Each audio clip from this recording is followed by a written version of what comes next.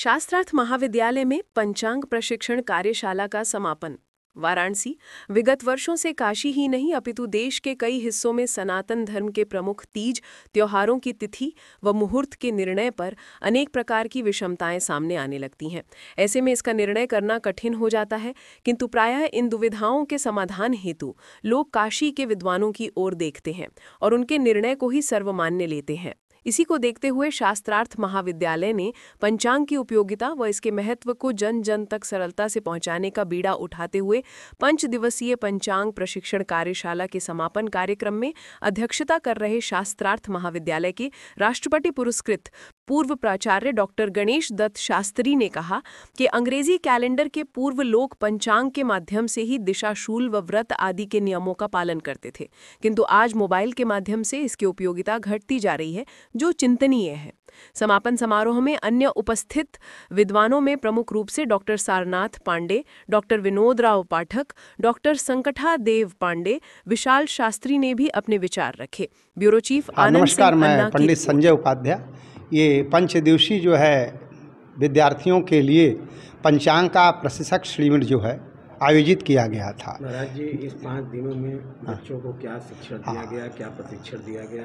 देखिए, और ये लोग प्रशिक्षण लेने के बाद कहाँ पर सफलता प्राप्त करेंगे? देखिए, 5 दिन में तो संपूर्ण चीज़ तो बताई नहीं जा सकती है, लेकिन पंचांग के विषय में जो है तिथि के बारे में है, नक्षत्र के बारे में, करण के बारे में, योग के बारे में, वार के बारे में 5 चीज़ों पर थोड़ा थोड़ा प्रकाश डाला गया है, जिससे हमारे बच्चों ने हृदयांगम किया है और आगे भी उसको जो है कक्षाएं चलेंगी तो उसको हृदयांगम करेंगे। और बहुत अच्छे तरीके से उन्होंने पकड़ा है कि तिथि को किस प्रकार समझा जाए।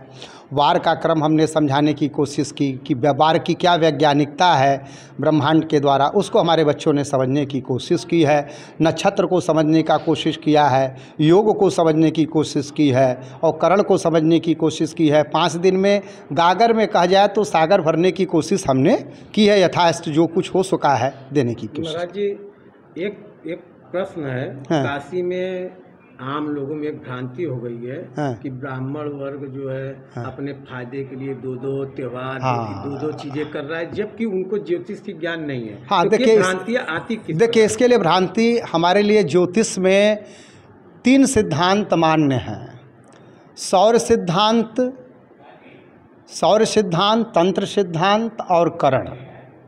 तो सौर सिद्धांत से हमारे यहाँ सूर्य सिद्धांत है और तंत्र में बापूदेव का करण ग्रंथ है और उसके बाद उन्हीं करण ग्रंथों में आगे करके ग्रह लाघव है। तो इनमें अंतर होता है, क्योंकि जो आपका ये सूर्य नहीं 3 चीज़, ये नहीं, इन्हीं 2 चीज़ है। एक तो सूर्य सिद्धांत को लेकर एक करण ग्रंथ, 2 चीज़ आप मानिए, तीसरे को हटा दीजिए। 2 सूर्य सिद्धांत जो है कल्प के प्रारंभ से है, उसका अहरगण बहुत लंबा है और ये जो है 15वीं 16वीं शताब्दी ने बहुत छोटी सी एक ध्रुवा दी, जिसके द्वारा इन्होंने जो है उसको साधने की कोशिश की। लेकिन आज भी विद्वान दृक् के द्वारा गणित करते हैं। जब तक दृक् से हमको सूर्य नहीं दिखाई देगा तब तक गणित मान्य नहीं होगा। यही अंतर है कि दृक् का काम बंद हो गया और अब हम एमेफरीज और सारणी पर आधारित हो गए करण ग्रंथों पर, इसलिए तिथियाँ 2 होने लगी और व्रत त्यौहार 2 पड़ने लगे। यही मुझके मूल कारण है।